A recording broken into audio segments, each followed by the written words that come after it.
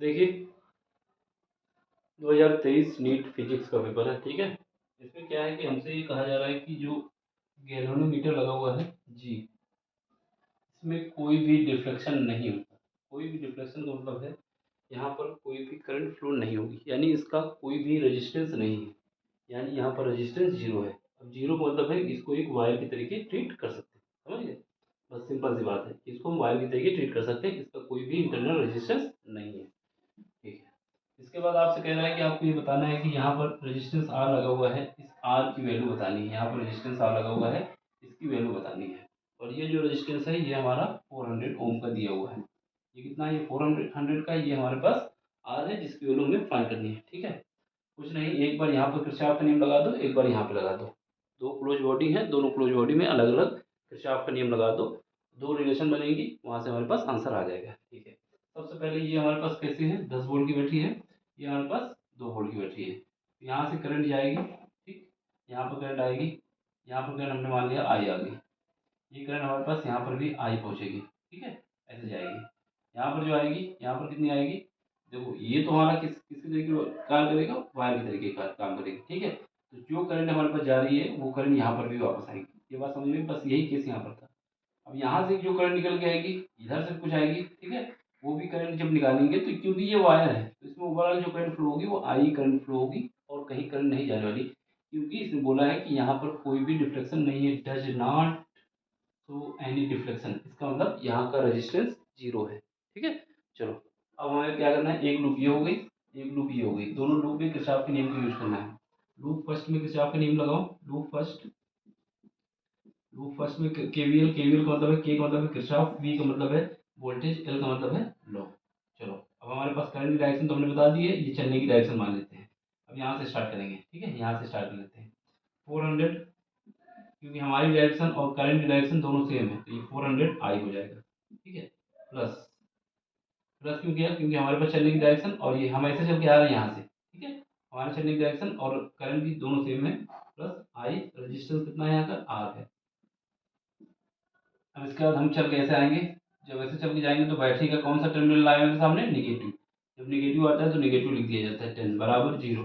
यहाँ से एक इक्वेशन बनेगी, क्या बनेगी, आई कॉमन ले लिया जाए, यहाँ बचेगा 400 प्लस आर इक्वल टू आ जाएगा, 10 को इधर भेज दो, यहाँ पे आ जाएगा। यहाँ से हमारे पास जो करंट फ्लो हो रही कितनी आ गई, 10 डिवाइड बाई 400 प्लस आर, एक समीकरण हमारा ये बन जाएगा।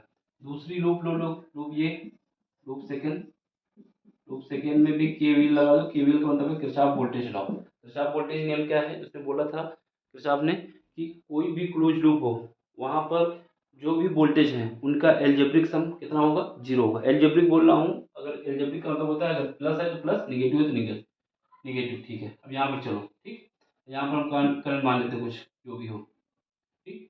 चलो अब यहाँ पर रेजिस्टेंस कितना है, हम यहाँ से स्टार्ट करते हैं, चलने की डायरेक्शन हम ऐसे मान लेते हैं, ठीक है।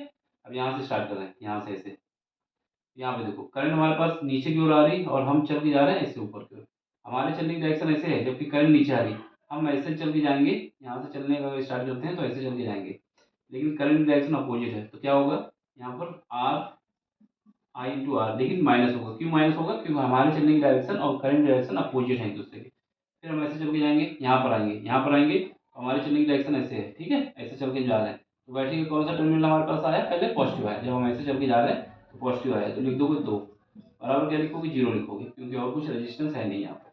यहाँ से आई की वैल्यू कितनी आ जाएगी, आई की वैल्यू आ जाएगी 2 डिवाइड बाई, कितना आ जाएगी, 2 डिवाइड बाई आर आ जाएगा, ठीक है, 2 डिवाइड बाई आर आ जाएगा। ये क्वेश्चन नंबर सेकंड हो गई।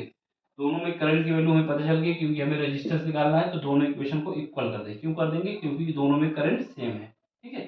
चलो अब जब इक्वल करोगे तो क्या आएगा, यहाँ पर 10, इक्वेशन नंबर एक और सेकंड से लिख देना, लिखना है वैसे लिख के कोई जरूरत नहीं, क्योंकि ये ऑब्जेक्टिव क्वेश्चन है। Equation first equal to equation second, दोनों इक्वेशन को इक्वेट क्यों किया, क्योंकि दोनों में करंट सेम है, ठीक है।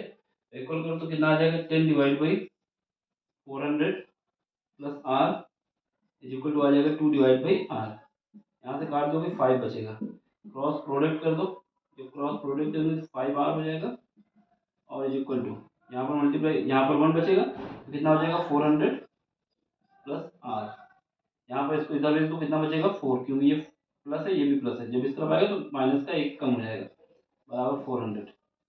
4 से 4 काट दो, कितना बचेगा, आर की वैल्यू बचेगी 100 ओम, कितना बचेगा, 100 ओम बचेगा। तो ऑप्शन कौन सा आएगा, सेकेंड नंबर, कि 100 ओम। ठीक है, सिंपल सा क्वेश्चन, देखो बताने में जरूर टाइम लगा है, ये क्वेश्चन केवल 1 मिनट का भी नहीं है, एक बार यहाँ पर लगाना, एक बार यहाँ लगाना, जब जल्दी जल्दी करोगे तो सब आराम से हो जाएगा। ठीक है, समझ में आया हो तो लाइक कर देना, शेयर कर देना, सब्सक्राइब कर देना।